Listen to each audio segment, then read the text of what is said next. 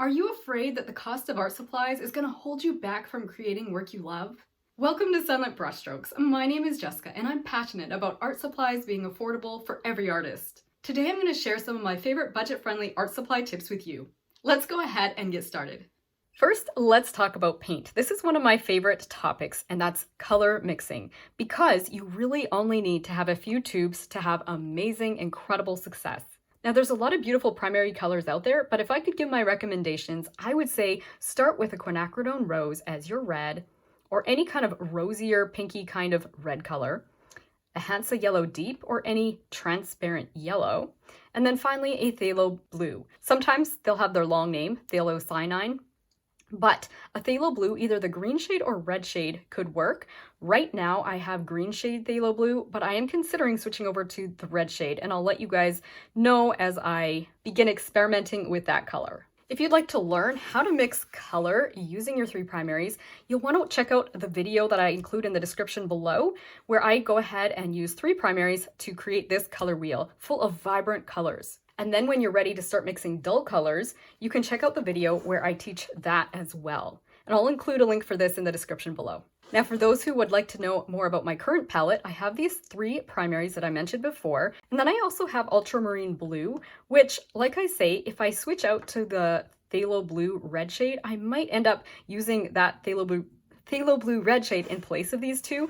And like I say, I'll keep you posted on that. But right now I do have an ultramarine blue in my palette, as well as this brand new addition, quinacridone magenta. I painted for years without this, but if you've watched my recent video on quinacridone magenta, you'll see I've been able to get a little bit more vibrancy in my purples. And so I've added this as kind of like a supplementary color I don't use often, but it is nice to have. But as I said, you can definitely get away with just using three colors, and that's what I would actually recommend. This is actually how I learned color theory. When I was starting out in art, I had instructors who were very big on working with a limited palette, even with colored pencils. So yes, I was layering colors with colored pencils and using very, very few colors. With the colored pencils, it was a few more than three pencils, but still very few, and I learned so much from doing it. If you're at all struggling with color mixing, limiting yourself to primary colors will end up being incredibly helpful for you. Once you've learned to mix vibrant colors using your three primaries, you'll be able to create beautiful pieces of art. Here's an example of one of my own paintings using a limited palette. In this case, I can tell that I used ultramarine blue as my blue based on the way it's behaving in some of these places. I can kind of see a little bit of granulation, which I don't mind in this particular painting. Here's some more vibrant hues I was able to achieve using my limited palette. And I can tell my blue here was either only phthalo blue or a mixture of phthalo and ultramarine. And finally, this one is a favorite of mine. And once again, you can see how vibrant my color mixtures are, even though I only used 3 or 4 tubes of paint. And for those of you who enjoy really dull, neutral colors in your work, once you've done this exercise, you'll discover that you can still use those same 3 primary tubes of paint and create beautiful neutral colored backgrounds, dull olive green leaves, deep rich shadow colors, and even dark indigo blues and blacks. Now, you've probably noticed how messy my watercolor palettes are. Even though I only have a few colors, you've probably noticed that it looks like I have many colors, and that's because after I create a mixture of some kind, I just leave it in my palette, and then I go ahead and I usually find a use for it in a future project, or I turn it into a new mixture. That's kind of a benefit of understanding color theory, is you can easily do that. You'll know the rare instances where you actually need to clean your palette. Most of the time, you can probably make use of something that's already there. I recommend transparent watercolor just because that's the style of my own work. I really like transparent staining colors. And so that's why I'd recommend something like the 3 I have here. I'm not brand specific. I happen to love M. Graham. You do not need to stick with this brand. Some artists actually like having 6 tubes where they have a warm and a cool yellow, warm and a cool red.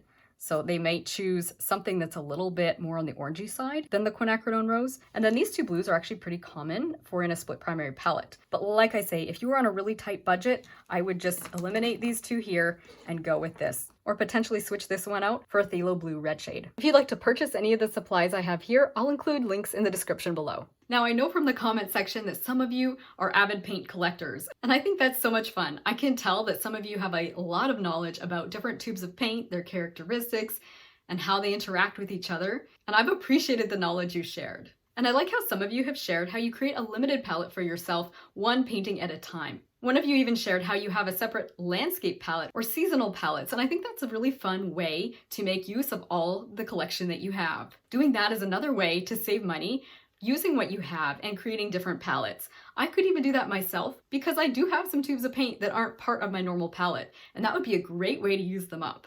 But for those of you who are just starting out, or you're on a budget, or you're like me and you love to mix color, there's no reason you can't just stick with a limited palette and still get beautiful results. Now the question is bound to come up, what about student grade supplies? Is that a great way to save money or not? Well, it sometimes can work, sometimes not, and I'm going to explain. When I started out with this channel, this is one of the first projects I did, and I felt pretty happy with it overall. But as I came up to the top section of these little buds here, I was finding the paint in my student grade palette was actually kind of settling a little bit. There was a filler, a white filler in it that settled to the bottom and was creating a little bit of pastiness or chalkiness in my mixture. And so that's not necessarily the case with every single student grade paint, but that's something to be aware of. Sometimes student grade paints will have more filler, or often have more filler, and they're going to be less concentrated. And so you might discover you do save money by buying artist grade paint because it's more concentrated, which means you need less of it, and if you just get a few quality tubes, it will last you quite a while. Just to show you what I mean, here's an example of my student grade paint. I've got my primaries down the side here, as well as some mixtures that I've made when I was working on some projects. And you can see how the paint is kind of peeling, and the fillers that are in the paint had sunk to the bottom of this paint, and then I've kind of lifted them up, and you can see I've got some kind of pasty stuff going on here. When I wet that, I end up with some kind of pastel, less concentrated colors than if I've taken my paint from the areas that are still more concentrated. You can especially see that going on with my green. You can see how it's peeled, and I've got all these little shavings here of paint. And being the stingy person I am, I've still found ways to work with this paint. I'll use it for faster projects. However, I don't use this paint when I'm working on some of my larger, more complex paintings. So just keep that in mind. Don't throw your student grade paint out, but just be aware that it can sometimes affect your final result. Here you can see how my artist grade paint allowed me to achieve some rich, deep hues. And sometimes a student grade paint is going to limit how deep, how rich, and how intense you're able to get your color. Now it's probably obvious to you, but if you only use 3 tubes, of course you'll need to replace them a little more often, but for getting started, 3 tubes will obviously be cheaper than 10, 20, or 30. And if you're like me, you'll want to stick with that forever. I'd love to hear about your favorite palette in the comment section. If you had to limit yourself to 3 tubes of paint, which 3 would it be? How about which 6? Feel free to drop any comments you have for how you like to save money on art supplies. Let's talk about paper, because this is a very hot topic amongst artists. Do you need arches? Can you use cheaper paper like Canson? There's a lot of different watercolor papers out there. What are the benefits? What are the pros, cons of each? And when can you make the decision to use cheaper paper versus more expensive paper? First, I want to show you some examples of pieces I have done on cheaper paper. These, you'll notice some of them from on my channel, and all of these were done in watercolor pencil. And I find with watercolor pencil, you can definitely get away with a cheap paper because you're using less water, and I find I use less of those kind of wet on wet techniques. So you can see, had a fair amount of success working with this cheaper paper. Here's an example of some loose florals I did on a cheaper watercolor paper using traditional watercolor. And you can see I modified my technique so it's much looser than what I sometimes do.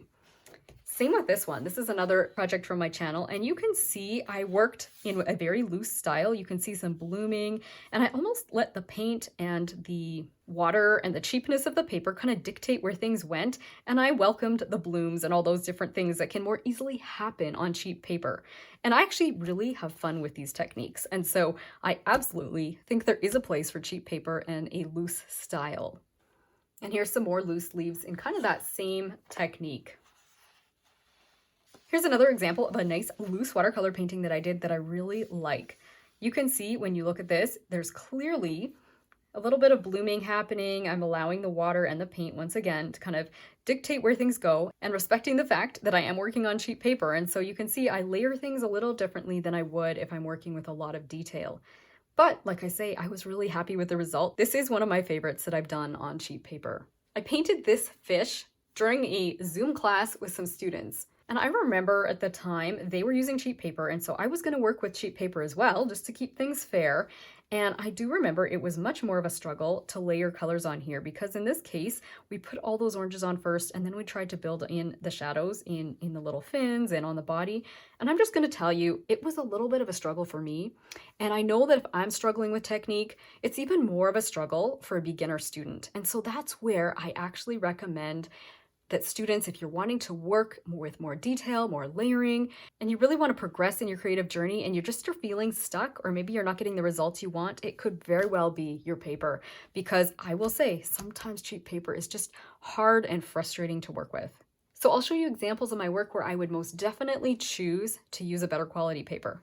Now, my number one choice for watercolor paper is Arch's 140-pound cold press. I know it's a little bit more expensive than other papers, but it allows me to build on layers. And so I'm able to, with something like this, add layer upon layer. And the nice thing is it kind of holds the paint down a little more so that you can layer on top of each other. If you're working with a cheap paper, the lower layers of paint tend to lift when you try and put another layer on top. And then they lift when you try and put another layer on top. And it can be so frustrating, especially as a beginner. And so this is an example of something I would absolutely choose to use a 140-pound cold press. Now you can see the back of that. I do reuse things. When I was painting this, I did not like it.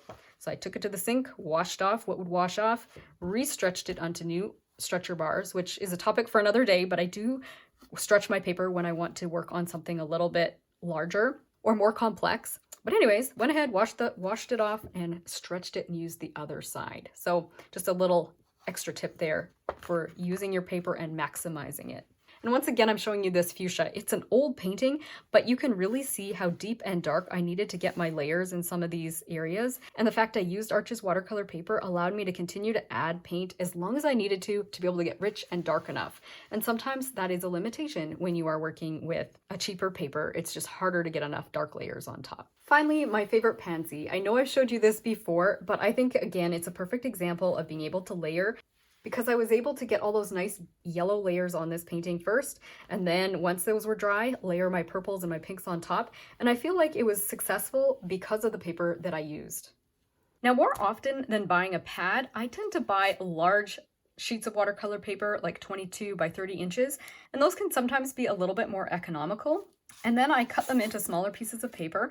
You can use whatever size you need for your project. I enjoy working small because it allows me to get more paintings out of a sheet of watercolor paper.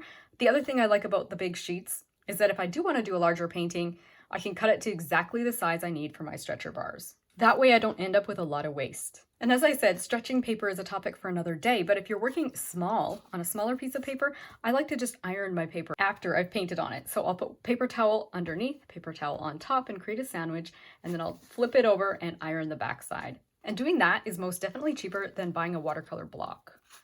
I will admit I have a local art store that does sell Arches for a reasonable price. I think it's probably one of the best prices in all of Canada, to be honest. And so I'll include links for that and talk about that a little bit more in this video later on. And no, I'm not an affiliate with them. I just thought it might be helpful for you to know about, especially if you're in Canada, but possibly even for my American viewers. And for those of you who have had success with other brands of watercolor paper, I'd love to hear about that in the comment section as well.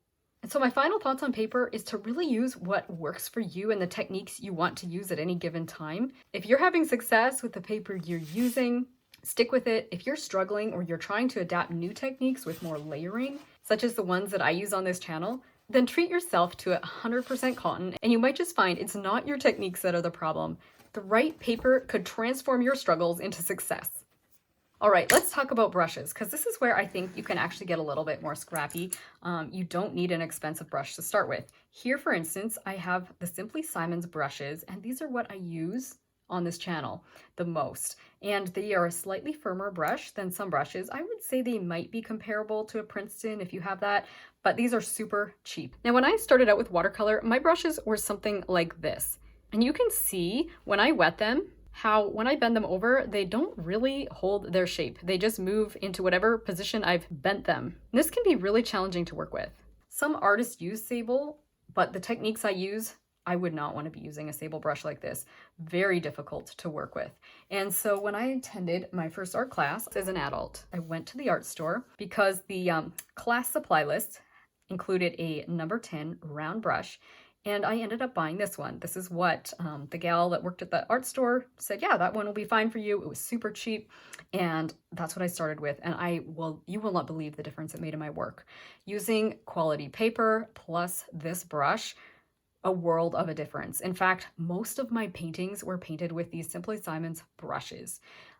It's kind of funny because when I later went on to buy some higher quality artist brushes, my former art teacher laughed a little bit and said, you're still, using these super cheap brushes. And she says, I think it's time for you to upgrade. But honestly, I had painted so many of my favorite paintings already that I truly believe that you can take things a long ways with these cheap brushes. Let me also show you what happens when I wet it and how it will spring back to its original shape. You see that? It just doesn't want to stay bent over, no matter how hard I try and make it stay bent. It's a nice level of firm. And like I say, I started out with a number 10, but I have since purchased an 8, I've got a 6, I even have a 12. But if you're just starting out, I would say you could probably get maybe 2 of these. I do like working with more than one brush. If you've watched this channel for any length of time, you see how I work with 2 brushes at a time in like pretty much every painting. And so I would recommend buying probably 2, maybe 3 of these, but honestly, just 2 is good enough to start with. Now, if you do have more than 2 brushes available, one thing that can actually save money on your paint is to have multiple brushes loaded. In the same way that I like to have a water brush and a paintbrush on the go at the same time as I paint, I sometimes, in rare occasions, will actually have one of the brushes loaded with water and then maybe a few colors of paint on the go at the same time if I'm working on like a wet on wet background where I'm dropping in multiple colors and I don't want to have to continually be washing my brushes out. So if you do happen to own multiple brushes, that can be a convenient way to save money on paint. Nice, but not necessary. Because these are a cheaper brush, you eventually do need to replace them over time. Here's an example of one of my earlier brushes compared to a brand new brush. You can see the tip does wear out. And so then I'll use my older brushes for like rougher techniques or paint mixing and use my newer brushes for fine details. Now, one way to preserve your brushes is to never leave them sitting in water facing down.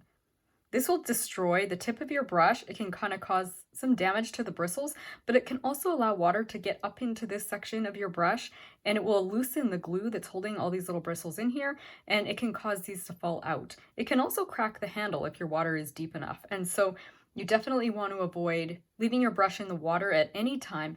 Instead, you'll want to wipe your brush off. And again, notice I'm doing it in the direction of the bristles so that I'm not running against them like that.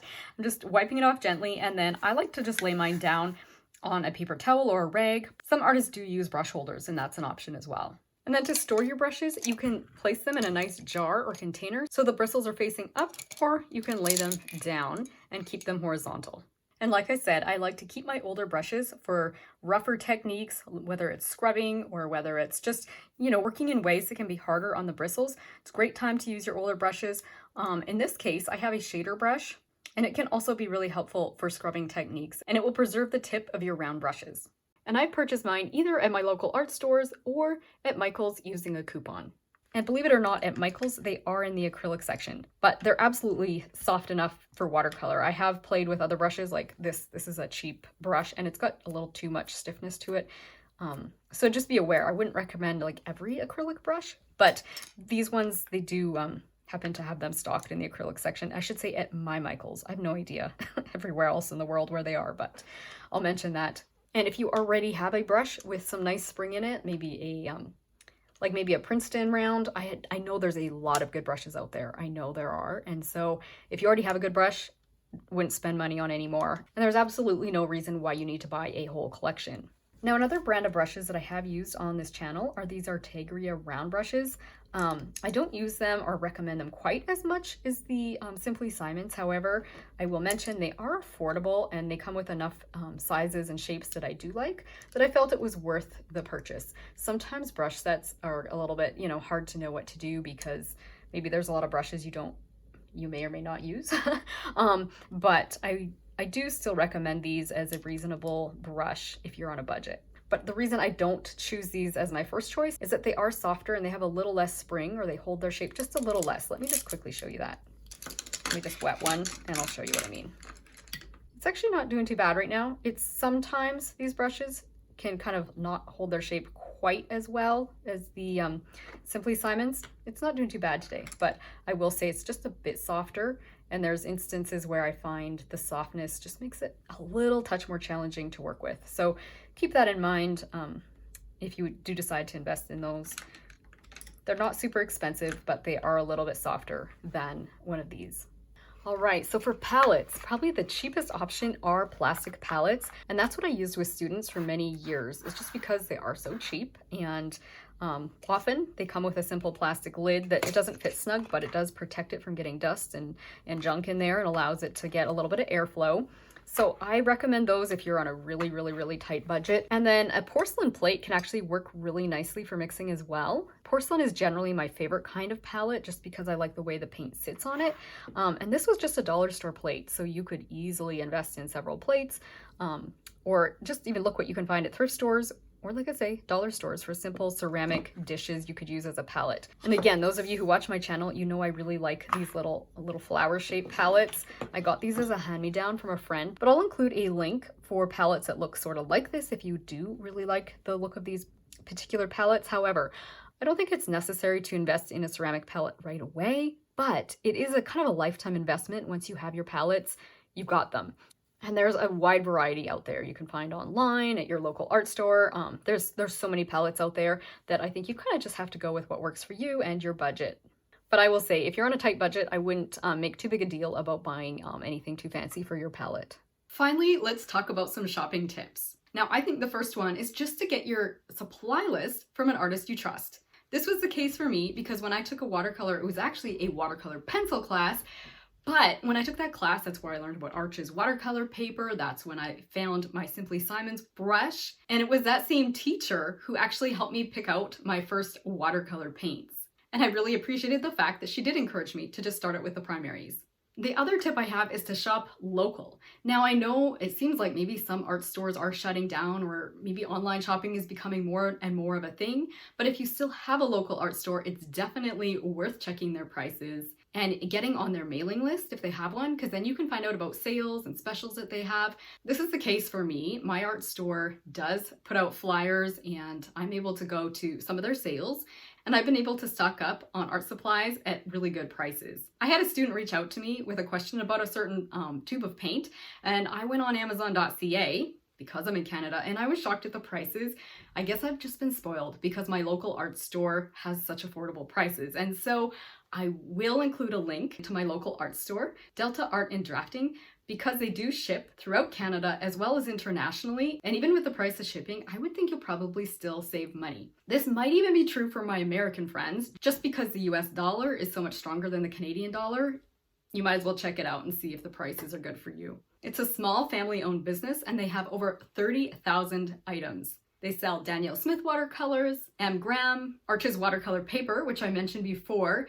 They have amazing prices on that, and so many more supplies. And I'll include links to my personal favorite supplies below. And while we're on the topic of art supply stores, some of these stores can be great places to get advice. I have learned so much just from shopping at my local store. I learned more about certain supplies, brushes. Some art stores can provide you with a lot of information specific to your individual needs. And then, of course, there's YouTube or Google. When I was looking for this tube of paint here, the quinacridone magenta, I wasn't really sure what brand to go with. And I did a little bit of research on YouTube, and there's some YouTubers out there who do like videos just of swatching colors, different brands. I was surprised by how much information I could just glean from watching other videos.